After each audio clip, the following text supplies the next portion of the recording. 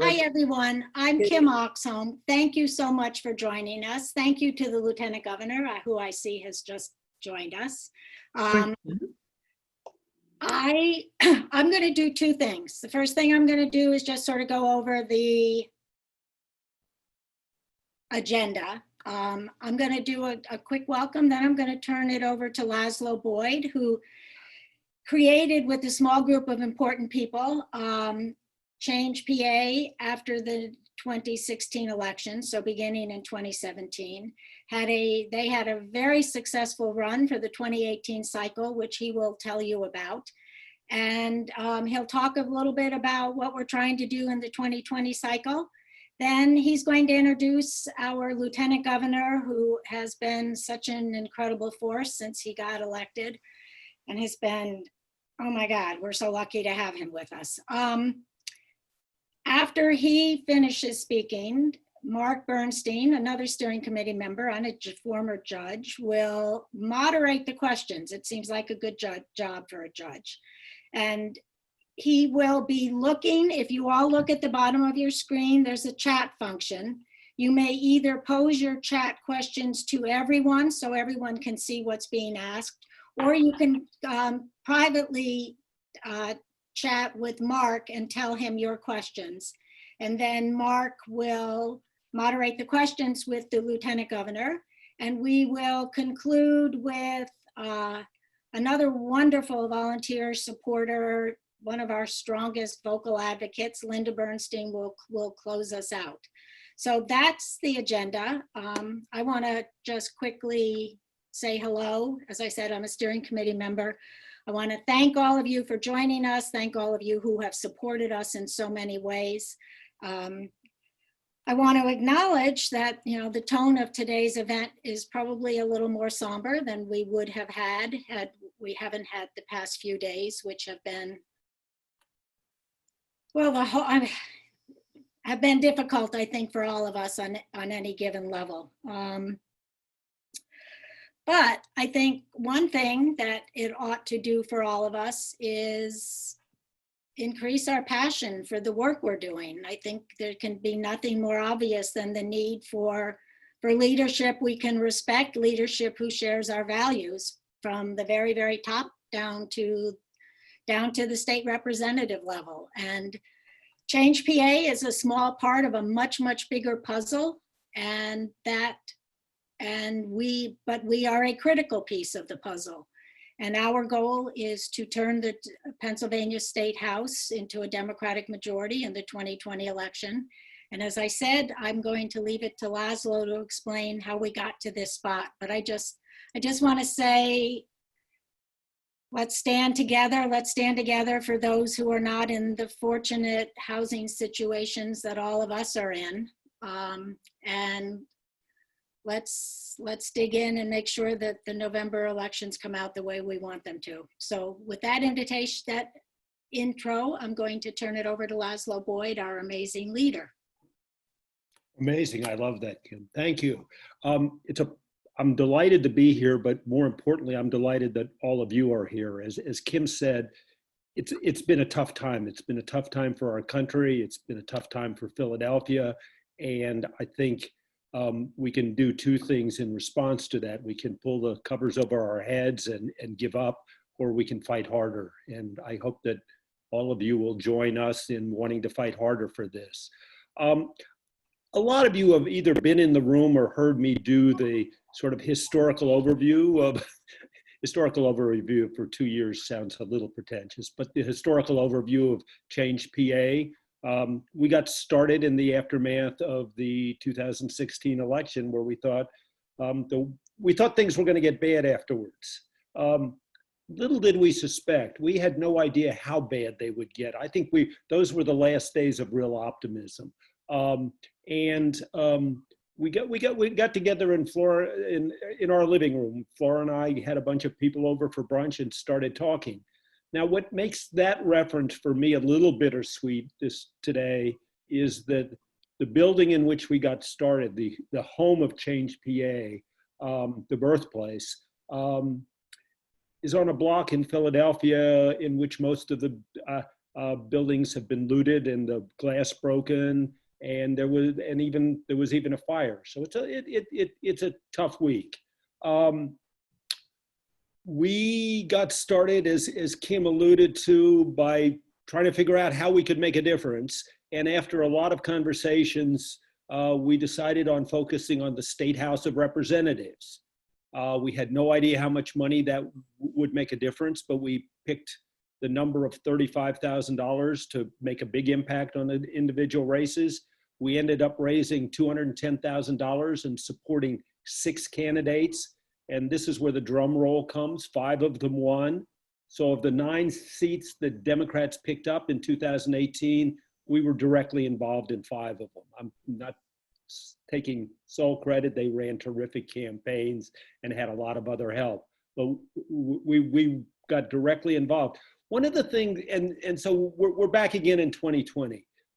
We'd like to do better. We have aspirations of raising some close to $350,000 more if you keep making donations. This year, we're going to support in some measure, the incumbents who we helped get elected last time, and we're going to try and flip a bunch of additional seats. How many we are able to do is really going to depend on how much money we raise between now and later in the summer, maybe early fall. A lot of competitive seats, a real challenge. One of the things we've learned is how important the state legislature is. I think Democrats for a long time didn't pay much attention to state legislatures. And what I think all of us on this call and the other people who have been supporters of ChangePA have realized is that the state legislature makes really important decisions about our lives. Do you care about women's reproductive rights? Do you care about health care? Do you care about gun issues? Do you care about aid funding for education? Do you care about environmental issues? All of those can and often are determined by the state legislature. The only reason we don't have one of the most restrictive abortion laws in the country is because the governor keeps vetoing the bills that are passed by the Republican majority. So we're within striking distance. We are within striking distance. And let me say one thing about that. This may be the last chance we have for a decade.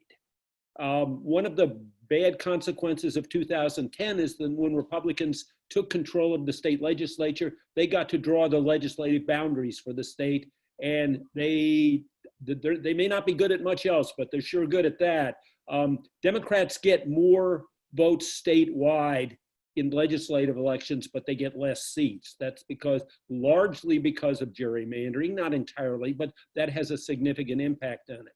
So we are really, this is crucial. You know that there are a whole lot of races that are crucial from the president on down, but this shouldn't be a year for you of or, it should be a year of and. We need to win all of these. We need to run the table on elections this year, and we can do it. We've got some help from a madman in the White House who's giving us lots of inspiration if you didn't have it before. So all of those legislative issues, pick any one of them that's your favorite. And I'm gonna tell you a sort of a deep secret that maybe nobody's mentioned to you before. The chances of persuading people in Harrisburg to change their minds is almost nil. I know you get involved with advocacy groups and they do good work, and please keep being involved. But the only way we're going to change Harrisburg is by changing the people.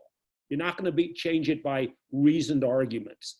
You got to change the people. So for reapportionment, for that whole litany of issues I mentioned, the only way that you're going to get something different is by a new set of legislators. This week should have demonstrated to us that if we're going to change the politics of this country, we've got to change the politicians. It's really important. I want to tell you one more story about the legislature, which underscores just how horrible it is in Harrisburg, and it's a good lead into my introduction of the lieutenant governor. Anybody know the name Andy Lewis? Anybody heard the name? Raise your hand if you have. Yeah, Andy Lewis is a Republican legislator in Harrisburg. A week or two ago, he tested positive for coronavirus. He told his leadership, and they, Andy and the leadership, didn't tell anybody on the Democratic side.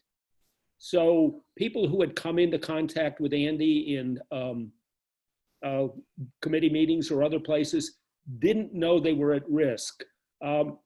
It's one of the most despicable acts I can think of. And while it doesn't deal directly with legislative issues, it sure tells you that we're not talking about genteel debates anymore. We're talking about all-out war if you're not going to tell your opponents about health dangers. So a lot going on. Please be engaged. The more, you all have been wonderful supporters. Please keep being wonderful supporters so that we can win back the state legislature. It is now my, honestly, honor, people say that, but it's also a real pleasure to introduce the Lieutenant Governor of the Commonwealth of Massachusetts. I used to live in Massachusetts, of Pennsylvania. It's a Commonwealth too, though, isn't yeah, it?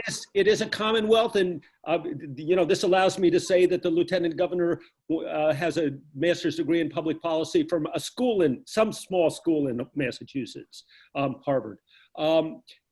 I don't know how much you know about him. He got elected in 2018. You probably know that he's pretty tall, but there are other much more relevant things. He's been a real leader since he became Lieutenant Governor on criminal justice reform and criminal justice issues. He chairs the Board of Pardons, but he's been much more outspoken and much more involved on really, can there be a week that more highlights criminal justice reform than this week? Yeah, that's absolutely true. My favorite tidbit when I was doing some research on him was that he, as you may know, he was four-time mayor of Braddock, Pennsylvania, which is in the southwest corner. What I loved about it, and it's a critical point for us today, is that in his first race in 2005, he won by 1 vote. Now, if there is ever an indication that every vote counts, get out there and vote, do it. We got firsthand, we have the Lieutenant Governor today, partly because his elective career started there. He did a statewide tour of every county in the Commonwealth and to listen on people's opinions on legalization of marijuana. He's a good listener. You hear that from everybody. He's passionate. He's outspoken, and we love that about him. And so it is my real delight to introduce the Lieutenant Governor of Pennsylvania. Lieutenant Governor, it's all yours. Hey, thank you. Thank you. It's just an honor to be here tonight. And you brought up a lot of topics in your introduction and your talk before introducing me, and they're all very relevant and very topical given what's going on both in your part of the state and in my part of the state. And as Lieutenant Governor, I'm chair of the Board of Pardons, and the protests and the anger and everything is understandable, and you see it taking hold all across Pennsylvania. And I've been consistently wanting to tie that action to addressing what I think would be an enormous game change all across Pennsylvania with criminal justice reform. And that is our enormous lifer population in Pennsylvania. We have more people condemned to die in prison in Pennsylvania than any other state except for Florida. And an significant majority of them come from the Philadelphia area in southeastern Pennsylvania. And of those condemned to die in prison out of Philadelphia County, 84% of them are African American. And as you know, that doesn't represent anywhere near the amount of the population they make up. In fact, African Americans make up roughly 13% of our population across Pennsylvania, yet 2/3 of those that are condemned to die in prison are African American across Pennsylvania. And there are many, many hundreds, if not thousands of individuals that are deserving, elderly, or factually innocent that are, but for a significant intervention, are going to die in prison. And that is unnecessary. John Wetzel, who you may or may not know, is our Secretary of Corrections, and I was serving on a panel with him before all this coronavirus took over, and he said something remarkable. He said, you could reduce Pennsylvania's prison population by 1/3 and not make anyone less safe. And that's a remarkable statement coming from the man who is advocating that you slash his department's budget by 1/3. Now, if you slash our corrections budgets by 1/3, you're talking $900 million or more annually. Can you imagine what $900 million a year in Pennsylvania could do to reinvent, whether it's education or infrastructure, you name it, and we're spending it warehousing people that the own Secretary of Corrections says is not necessary, and it's not making us any safer. And I can point to any number of individuals that I have been fiercely trying to get out of under the governor's desk for a pardon, but I've been stopped. And there's no good reason for that. And if you want to talk about what are some of these action items that these protests hopefully could lead to in Pennsylvania, we could have a criminal justice revolution in Pennsylvania. And I think there's no more urgent or finer place to start with that. And then evaluating this entire population of inmates that we have that is sentenced to death. It's just by a different mechanism as well too. You mentioned one of the other things, marijuana legalization. I toured all 67 counties across Pennsylvania to hear what people had to say about marijuana. And it was my report's conclusion that a significant majority of Pennsylvanians, somewhere around 65% or more, are in outright support of legalizing recreational marijuana. And even a majority of Republicans. And now, lo and behold, now you even have some Republicans saying, hey, maybe it's time. And like, you know, we're looking at a multi-billion-dollar deficit minimum, you know, because of the COVID crisis here in Pennsylvania. You know, and I joke, but it's not a joke. I say, if there was only an untapped source of revenue that could create thousands of new jobs and increase liberty and also from a criminal justice standpoint, that's 25,000 fewer arrests in Pennsylvania a year as well. It's a no-brainer. And to your point about the legislature, well, that's everything. That's absolutely everything. Because you have a couple key people in the legislature that consistently block, you know, bills with respects to legalizing marijuana in Pennsylvania. You also made another incredibly important point of these massive restrictions they impose on women's reproductive freedoms. But for the governor's veto pen, that's, you know, I'm first in line for that as well too, should the governor, you know, be not able to. And this is not what we should have in Pennsylvania, where women's reproductive freedom is being protected by one signature. We just shouldn't have that. It's something women shouldn't have to worry about.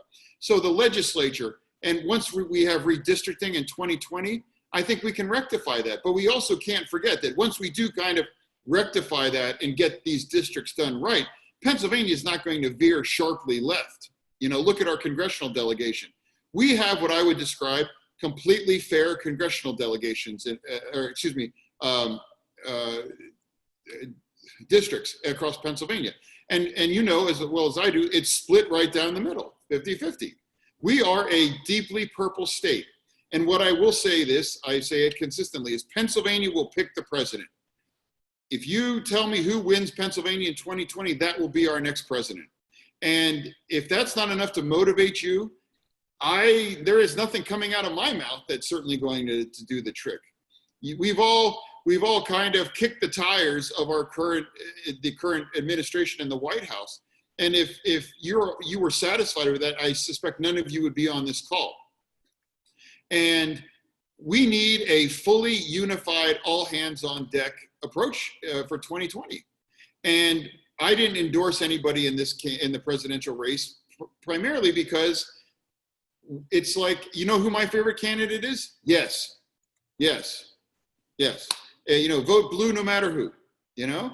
And it's like, I'm going to vote for the individual who is running against Donald Trump. When you have two choices, you pick the better one. And I think it's abundantly clear which is the better choice. And I think our challenge in Pennsylvania is going to be reaching out to the skeptical progressives across our state, those individuals that don't see their viewpoints or don't see themselves represented in the presumptive nominees' positions. And I would just say to them, much as I did in 2016, that you can't afford to sit this out. You can't afford to throw your vote away. We cannot afford to lose Pennsylvania again. Mr. Trump's path to 270 is broken if he loses Pennsylvania. Theoretically, it's just, I mean, it's possible, but practically speaking, it's just not possible. And the work that, you were willing to do for your favorite candidate, your top candidate in the primary, if you're not willing to do that for Vice President Biden, what that difference between that becomes a force multiplier that ultimately helps elect Donald Trump. And I would just ask each and every one of you and everyone in your circle of influence, which I would imagine is significant, that we have a crisis, whether it's because of COVID-19, whether it's because of the police brutality crisis that's engulfing our nation, you name it. But we have to, address it in November 2020, like as the most consequential election, certainly in my lifetime, and I'm 50 years old, because it is. So I'd be happy to take any questions or so. We have any questions? Mark? Here I am. Can you hear me? I can. Oh, good. Okay, we've gotten a few questions. First of all, one question is, how do things look for the presidential race in Pennsylvania? And what would you advise Vice President Biden to do to make sure that Pennsylvania is Democratic? Sure. Well, I think you have to treat, in my opinion, Pennsylvania like a margin play, that you have to assume that it's going to be incredibly tight. There was polling that suggested Secretary Clinton was in good shape. And I kind of was at the, kind of like the cutting edge of that, because when I ran statewide in 2016, ultimately, I was trying to bring progressives, like really strong progressives, on board. And I constantly was told, well, I'm going to vote third party. I'm going to sit this one out. And I begged him. I'm like, you can't do that. And we lost by 44,000 votes. So I think Vice President Biden is in good shape, but I do think there needs to be a significant, sustained, and serious outreach on his campaign's part to reach out to the progressive vote in Pennsylvania. I think he's going to be in good shape, in some key demographics.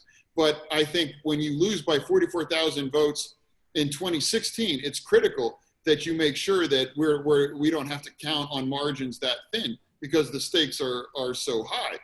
And you and I both know that the president's supporters are rabidly enthusiastic for Donald Trump.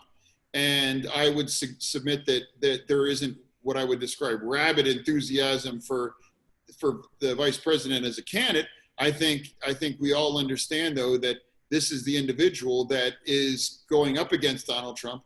So we need to make sure that we are actively engaging the entire spectrum of Democrats and the reachable ones that are on the margin, whether it's like, which way do I go?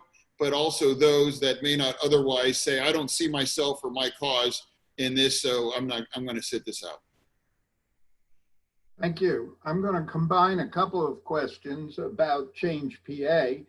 The question is, what do we need to do to replace our Republican legislature to get those 9 Democratic flips? And our strategy has been to contribute $35,000 to the ones that we select as flippable seats. Do you think that's a meaningful amount for a legislative race? Sure, it's absolutely a meaningful amount for a legislative race, absolutely. And once again, I think you're going to see some changes. One of the most important things that's happened in Pennsylvania politics recently in the last 10 or 15 years has been the Supreme Court elections in 2015. And the fact that we have a significant Democratic majority there means that for redistricting in 2020, we aren't going to get gerrymandered that way. And you've seen the dividends that our Supreme Court has paid with the congressional delegations in that we went from, what was it, 13-5 to 9-9. That's remarkable.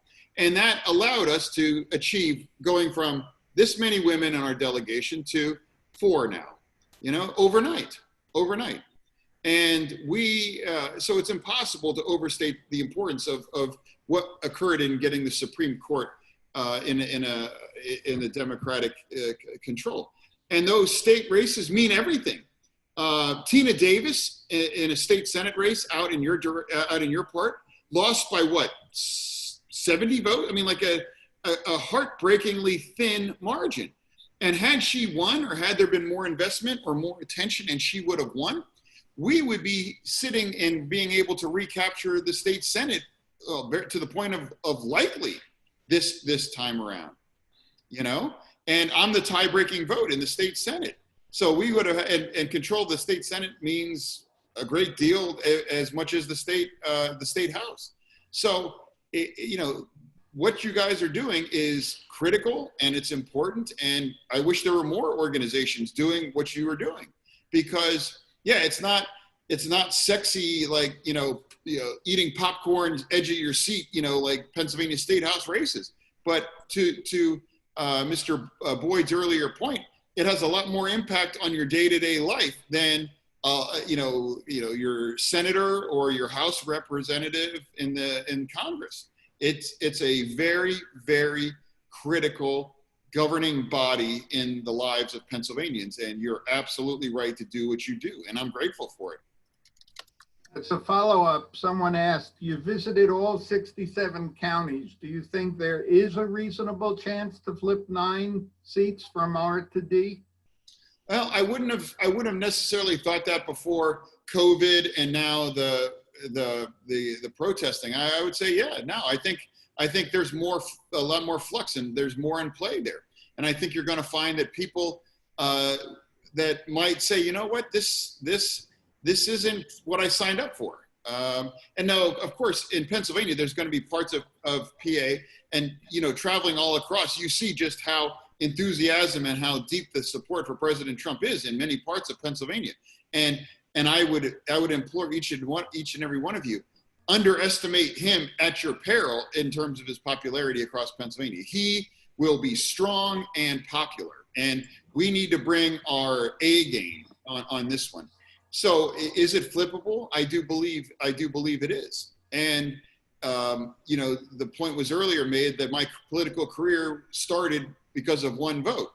So those 9 races, we need as many people as we can, because there's also times when there's votes that cross over and across parties too. So even necessarily control of the House could mean that you can get some legislation through that is more bipartisan. So it's important, and I salute you, and we're grateful, truly.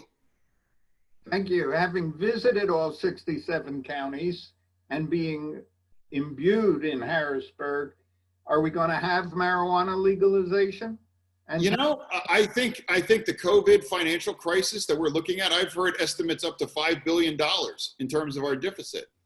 And it's not funny, but I don't know another word to describe it. It's like the Republicans passed a bill with Democrat support that you can go to a bar or restaurant and get a big gulp-sized margarita to go, ready to drink, and drive off, But they don't support getting a plant, legalizing a plant that has 0 known overdose deaths that could generate hundreds of millions of dollars in revenue every year and lead to 25,000 fewer convictions. So I don't know why, I don't understand logically how anybody could not, remain in the prohibitionist camp.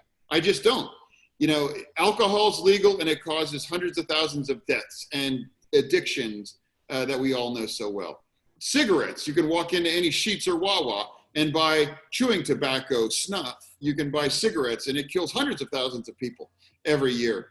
But it's legal and it's taxable. And marijuana, I don't understand it. But now that we are in desperate need of new revenue sources and new economic opportunities for farmers, for young people, in terms of energizing and saying, hey, Pennsylvania has it going on. I want to stick around.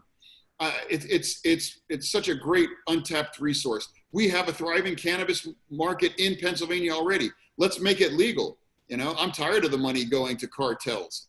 I wanted to go to, I went private vice in service of public virtue, and it's time, and that's my hope.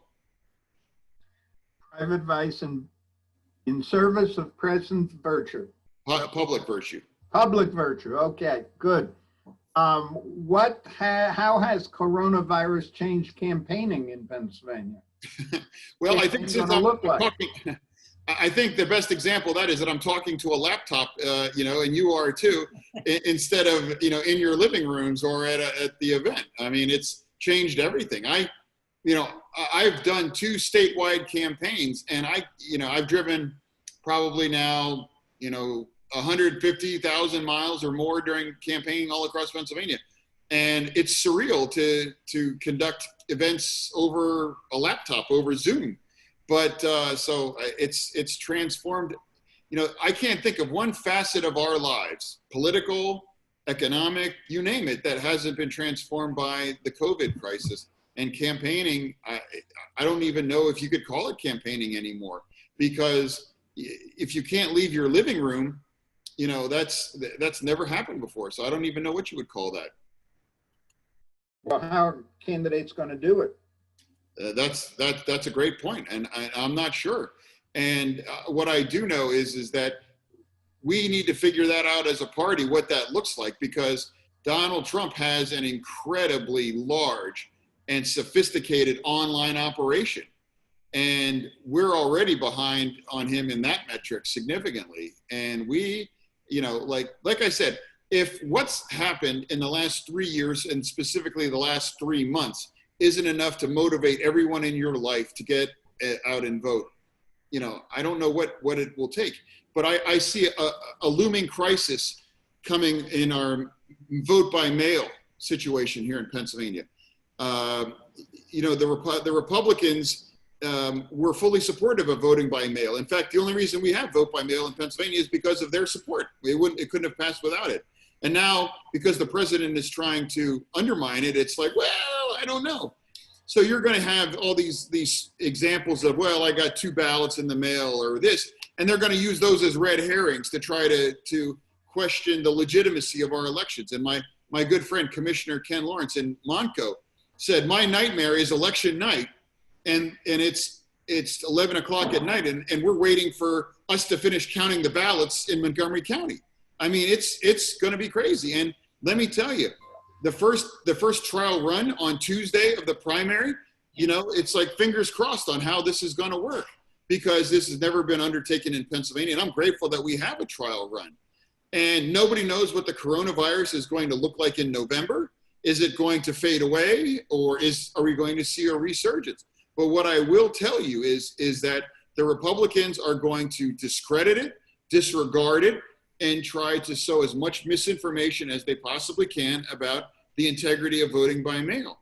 And we cannot allow ourselves to shy away from embracing voting by mail, promoting it, and making sure that everybody knows that there is an option that doesn't require you standing in line or having to put on a face mask or taking off work or anything. You can sit from the comfort of your living room and decide who you want to vote for. And that's an amazing opportunity we have in Pennsylvania. And I am eagerly watching how it goes on June, because that is a small trial run for the most consequential election of our lifetimes. And it's something that I would want to put on your radar screen as well, too. Do you have a concern concerning the demonstrations and riots all around the country, but in Philadelphia specifically? Of course. And that it will affect the vote? No, I don't think it'll affect.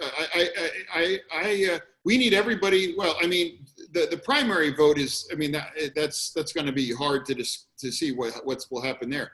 But my hope by November, everybody understands it's an all hands on deck kind of situation. It's an all hands on deck situation.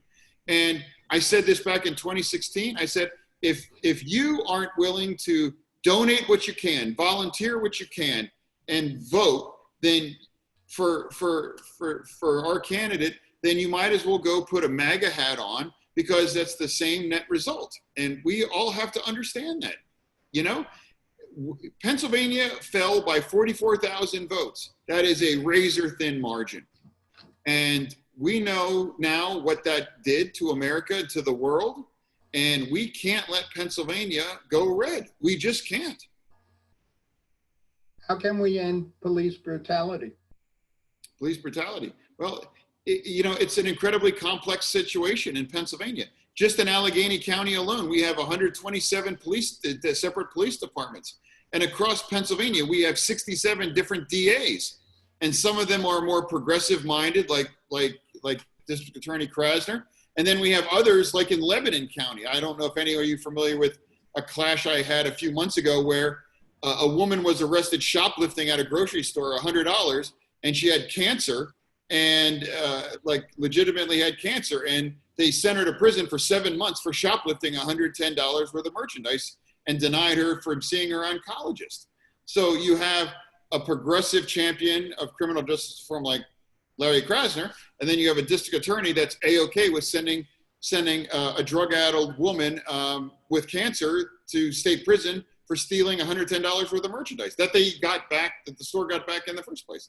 So there's a lot of local control issues there that are going to make, you know, comprehensive police reform difficult, because you have a lot of different departments, you have a lot of different counties, and some of them are incredibly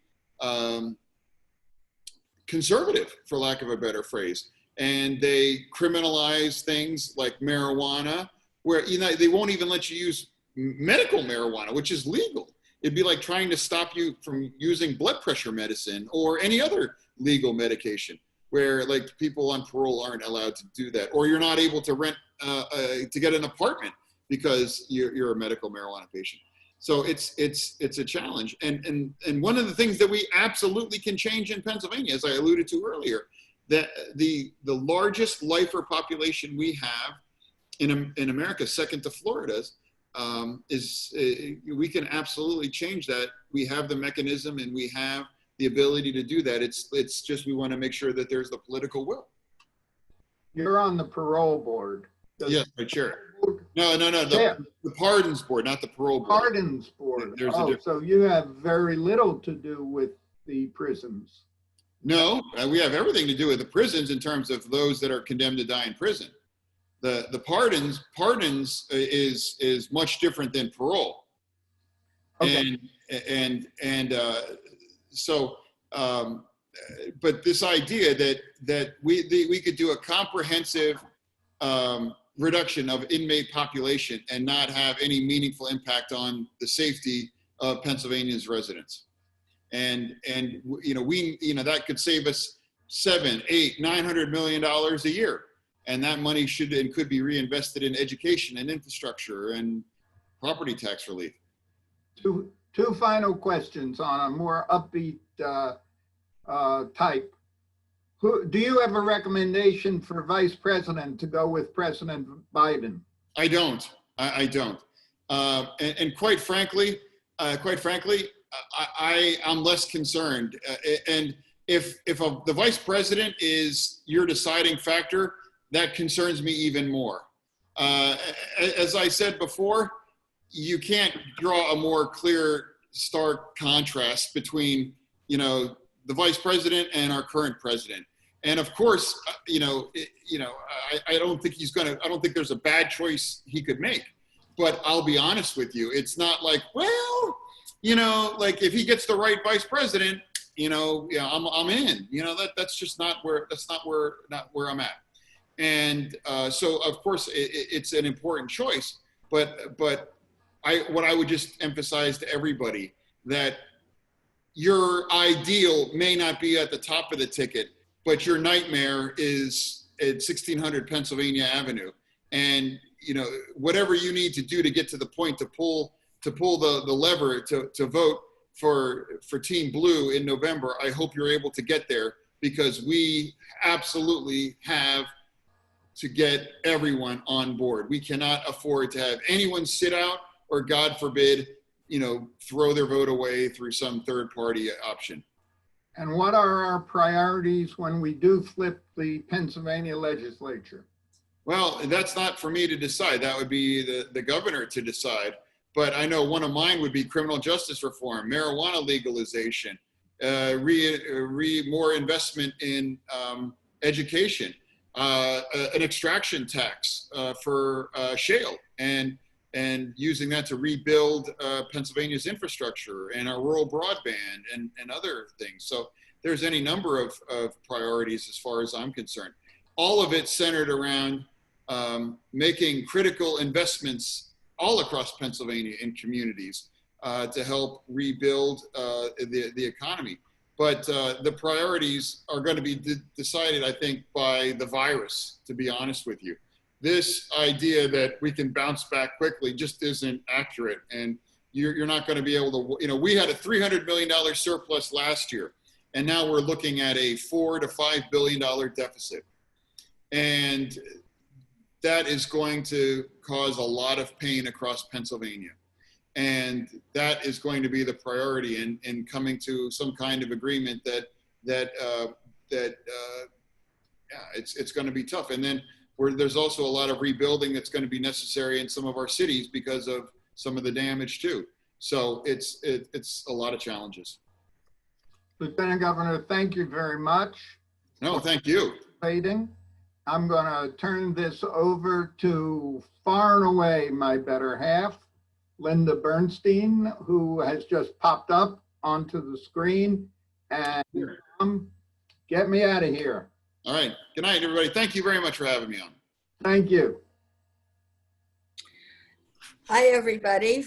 First of all, I want to thank Lieutenant Governor Fetterman for spending the time with us, devoting all this time at such an important time in our nation and our state's history. I want to thank Kim Oxholm and Laszlo Boyd and Mark Bernstein for their participation in this event. I'd like to step back for a minute and think about the fact that when this event was planned 6 months ago, we thought here on this beautiful day at the end of May, we'd be all together in a downtown venue. We'd all have a glass of wine in our hand. We'd be rubbing shoulders. And the last time I looked, there were more than 60 participants in this meeting. And so a lot of those are doubles. There'd probably be 75 or 100 people in this room. And it would be incredibly exciting. We would be feeding off the excitement of it. And try and recapture that in your mind now. We are on a real roll here. We had a fabulous run 2 years ago when we elected 5 of our 6 candidates.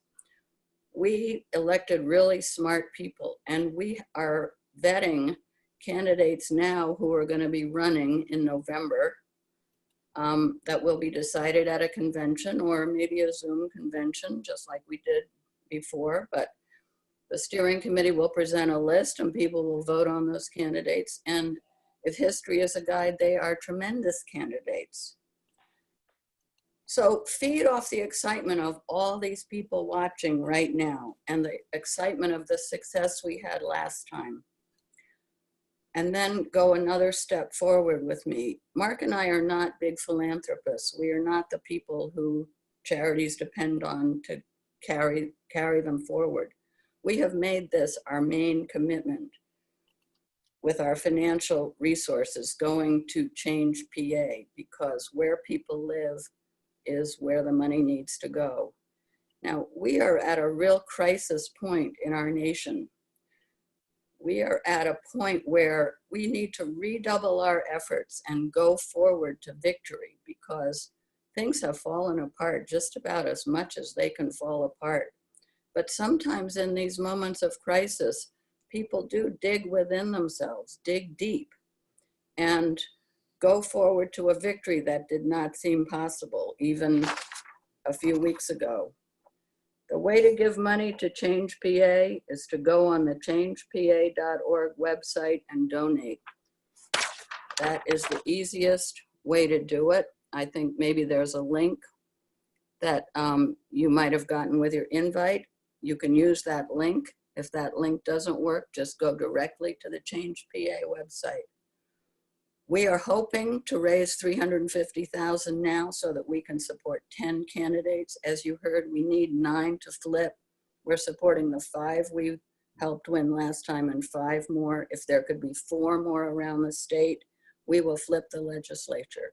So as disheartened and dispiriting as this week has been in terms of the terrible, terrible dominoes of racism that fell from the woman in Central Park who weaponized her whiteness against the Black bird watcher to the terrible death we all watched online, to now people acting out their rage. It is a terrible time in our nation and in our city, but we must redouble our efforts and go forward so that we can have a terrific victory in November.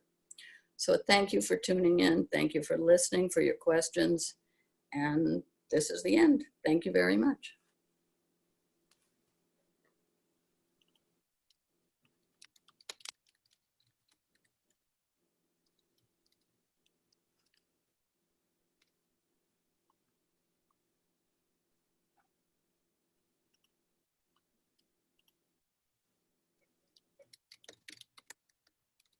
Thank you, everybody.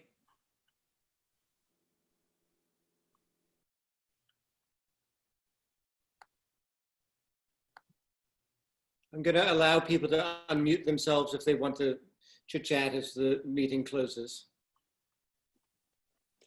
Hi, I asked a question in the chat box. Since you unmuted us, I'll just ask it. I'm a newcomer to this. How does ChangePA identify the candidates to support? Oh, good question. Laszlo, you're muted. Yes. Laszlo's going to address this, but he's coming out of mute first, Mr. Manley. Okay, now?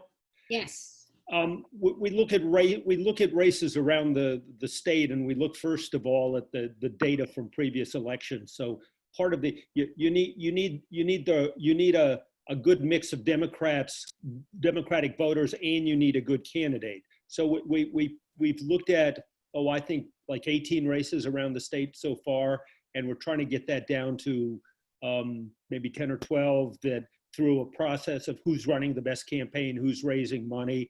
And then ultimately that screening committee will put forward, and again, it's going to depend on how much money we raise. But let me use the numbers that we have right now. Put forward 8 candidates for 6 slots that we can fund, and then we will have a virtual convention to vote on those. Last time it was in a single room, but it's unlikely we're going to be in a single room this summer. All of those numbers would change if we kept raising enough money. I mean, it'd be great if we, rather than doing 8 and 6, that we were doing 10 and 12, but whatever the numbers. But you get, and we are in the meantime also giving some level of support to the 5 incumbents who won last time. Some of them will need more than others. Do you actually interview any of the candidates? Last time we interviewed all of them in that virtual meeting, in that real meeting. This time we're talking about doing videos from all of them. And Thank you. can I add Don't to forget that we have sent a questionnaire to them, and some of them have appeared at House meetings earlier or have otherwise been viewed by members of the screening committee, so that it's a lot of data plus some live interaction. Great. Thank you. It sounds very thorough. Thank you. We like to, until the record changes, 5 out of 6 we're going to keep bragging about as an incredibly good process. I think so. Tell all your friends. All right, everybody. Thank you so much. Goodbye. I'm going to end the meeting.